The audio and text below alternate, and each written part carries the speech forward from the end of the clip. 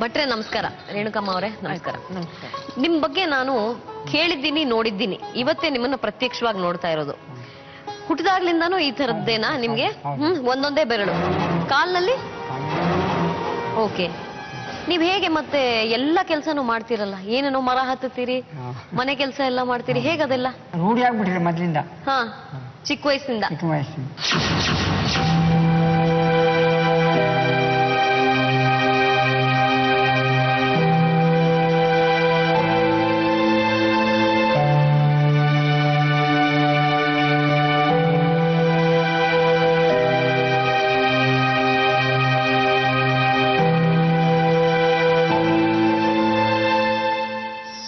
ಯಾವ ಊರಿನವ್ರು ನೀವು?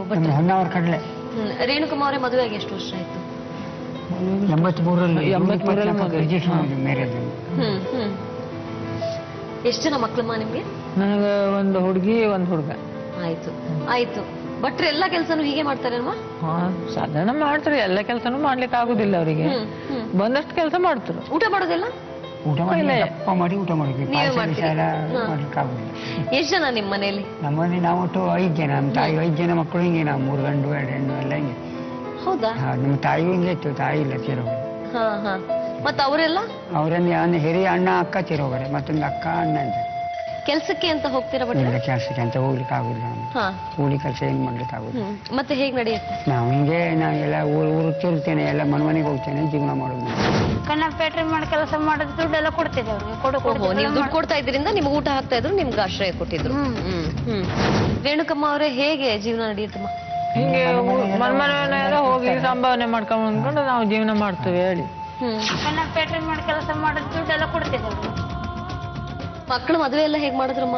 ಮಕ್ಳು ಮದುವೆ ಹಿಂಗೆ ನಾವು ವರದಕ್ಷಿಣೆ ಬಂಗಾರ ಎಲ್ಲ ಇಲ್ಲಾಗಿತ್ತಲ್ಲ, ಈಗಿಲ್ಲ. ಇಲ್ಲ, ಅವ್ರು ಖರ್ಚಾಕಿ ಮದುವೆ ಮಾಡ್ಕೊಂಡು ಹೋಗಿದ್ರು ಅವ್ರು ಹೇಳಿ. ಹುಡುಗ ಸಣ್ಣ 15-16 ವರ್ಷ ಆಯ್ತು ಅಷ್ಟೇ. ಹುಡುಗನ ಕಡೆಯಿಂದ ಮಗಳನ್ನ ಮದುವೆ ಮಾಡಿ ಕರ್ಕೊಂಡು ಹೋದ್ರು ಅವರೇ? ಅವರೇ ಖರ್ಚು. ನಿಮ್ಮಲ್ಲಿ ಅದೇ ಸಂಪ್ರದಾಯನ? ಹೌದು. ಈಗ ಮೊದ್ಲೆಲ್ಲ ನಮ್ಮ ಜಾತಿಲಿ, ಬ್ರಾಹ್ಮಣರ ಜಾತಿಲೆಲ್ಲ ವರದಕ್ಷಿಣೆ ಬಂಗಾರ ಎಲ್ಲ ಇದ್ದಿತ್ತು. ಈಗ ನಮ್ಮ ಜಾತಿಲಿ ಹೆಣ್ಣು ಕಡಿಮೆ ಇತ್ತಲ್ಲ, ಅವರೇ ಖರ್ಚು ಗಿರ್ಚೆಲ್ಲ ರಾಶಿ ಕಡಿಮೆ ನಮ್ಮ ಜಾತಿಲಿ ಹೆಣ್ಣು ಹೇಳಿ. ಹಾಗೆ ಅವರೇ ಖರ್ಚು ಗಿರ್ಚೆ ಎಲ್ಲ ಹಾಕೊಂಡು ಮದುವೆ ಹಾಕೊಂಡು ಹೋದ್ರು ಅವ್ರು. ಬೇರೆ ಬೇರೆ ಸಮಾಜದೆಲ್ಲ ದೂರ ಅಂತ ಕಂತೀರ ನಮ್ಮ ಬ್ರಾಹ್ಮಣರು, ದೂರ ಅಂತ ಇರ್ತಾರೆ. ಯಾಕೆ ಹೆಣ್ಮಕ್ಳು ಕಡಿಮೆ ಆಗಿರೋದಕ್ಕೆ ಕಾರಣ ಏನೇನು? ನಮ್ಮ ಪೈಕಲ್ಲಿ ಹೆಣ್ಣೆ ಕಡಿಮೆ ಹೇಳಿ. ಅಥವಾ ಅವರು ಬೇರೆ ಬೇರೆ ಕಡೆ ದೊಡ್ಡ ಊರಿಗೆ ಹೋಗ್ಬೇಕು, ದೊಡ್ಡ ಕೆಲಸದಲ್ಲಿ ಇರೋರು ಮದುವೆ ಆಗ್ಬೇಕು, ಆ ತರದ್ ಬಯಕೆ ಇರುತ್ತೆ? ಹಾಗೇನಿಲ್ಲ, ನೌಕರಸ್ಥರು ರಾಶಿ ಜನ ಇದ್ರು ಗಂಡು ಮಕ್ಳು. ಆದ್ರೂ ಹುಡುಗಿನೇ ಇಲ್ಲ ಹೇಳಿ. ಅದೇ ಜಾತಿಲೇ ಮಾಡ್ಕೋಬೇಕು ಅಲ್ವಾ? ಸಂಪ್ರದಾಯ ಕೆಡತ್ತೆ, ಇಲ್ಲ ಮನೆತನ ಕೆಡತ್ತೆ. ಇದೊಂದ್ ಸಮಸ್ಯೆ ಬೇರೆ ಇದೆ. ಹಾಗಾಗಿ ಹೆಣ್ಮಕ್ಳನ್ನ ಗಂಡ್ ಮಕ್ಳೇ ಬಂದು ಮದುವೆ ಆಗಿ ಕರ್ಕೊಂಡು ಹೋಗ್ತಾರ. ಮದುವೆ ಖರ್ಚೆಲ್ಲ ಅವರೇ ಮಾಡ್ಕೊಂಡು. ನೀವ್ ಈ ತರದ್ ಮದುವೆ ಯಾರಿಗಾದ್ರು ಮಾಡಿಸಿದ್ದು ಉಂಟಾ? ಇಲ್ಲ, ನಾವ್ ಯಾರು ಮದುವೆ ಮಾಡಿಸ್ಲಿಲ್ಲ. ಭಟ್ರು ನಿಮಗ್ ಮದುವೆ ಮಾಡಿಸ್ತೀನಿ ಅಂತ ಹೇಳಿದ್ರ? ಯಾರಿಗೆ? ಅವ್ರ ಜಾತಿಯವ್ರಿಗೆ ಸಹಾಯ ಮಾಡೋಣ ಅಂತ? ಇಲ್ಲ, ಸಮಾಜದಲ್ಲಿ ಯಾರಿಗಾದ್ರೂ ಸಹಾಯ ಮಾಡೋಣ ಅಂತ ಅಲ್ವಾ? ಅನೇಕರು ಹೆಣ್ಮಕ್ಳು ಹುಡುಕ್ತಾ ಇರ್ತಾರೆ, ಯಾರಿಗಾದ್ರೂ ಮದ್ವೆ. ನೀವೇ? ನಾವು ಆ ದಂಧೆಗೆಲ್ಲ ಹೋಗುದಿಲ್ಲ. ನಾವು ಊರ್ನಲ್ಲಿ ತಿರ್ಕೊಂಡು ದುಡ್ಡು ತಕೊಂಡ್ಬೇಕು, ನಾವು ಜೀವನ ಮಾಡುವರು ಅಷ್ಟೇ. ನಮ್ಮ ಮದ್ವೆ ಇದ್ವಿ ಅದಕ್ಕೆಲ್ಲ ನಾವ್ ಯಾವ್ದಕ್ಕೂ ನಾವು ಕೈ ಹಾಕೋದಿಲ್ಲ ಹೇಳಿ. ಅದ್ರಲ್ಲಿ ನಾವು ಜೀವನ ಮಾಡ್ಕೊಂಡು ಬಂದಿತ್ತು. ಇನ್ನು ನಾವು ಅವರಿಗೂ 64 ವರ್ಷ ಆಯ್ತು, ನನಗೂ ಈಗ 51 ವರ್ಷ ಆಯ್ತು. ನನಗೂ BP ಶುಗರ್ ಎಲ್ಲ ಉಂಟು ನನಗೆ. ಇನ್ನು ನಮ್ಗೆ ಜೀವನ ಮಾಡೋ ಕಷ್ಟ ಹೇಳಿ ನಿಮ್ಮಿದ್ದಲ್ಲಿ ಬಂದದ್ದು. ಏನಾದ್ರು ನಮಗ್ ಸಹಾಯ ಮಾಡಿ ಹೇಳಿ. ಇನ್ನು ಯಾವ ರೀತಿ ಸಹಾಯ ಆಗ್ಬೇಕು?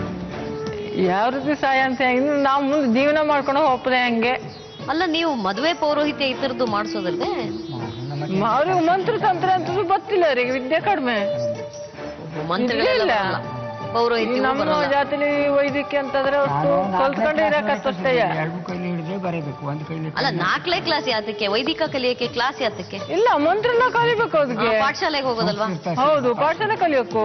5-6 ವರ್ಷ ಕಲ್ತ್ರೆ ಮಾತ್ರ ಪುರೋಹಿತಿಗೆ ಮಾಡೋಕಾಯ್ತು. ಇಲ್ದ್ರೆ ಆತಿಲ್ಲ ಹೇಳಿ. ಈ ಸತ್ಯನಾರಾಯಣ ಕಥೆ ಎಲ್ಲ ಮಾಡ್ಸಿದ್ರೆ ಮಂತ್ರ ಇಂದ್ರೆಲ್ಲ ಬೇಕು. ಬರ್ದೆಲ್ಲ ಮಾಡೋಲಾಗ್ತಿಲ್ಲ ಹೇಳಿ. ಈ ನಾಗವೇಣಿ ಯಾರು ರೇಣುಕಾ?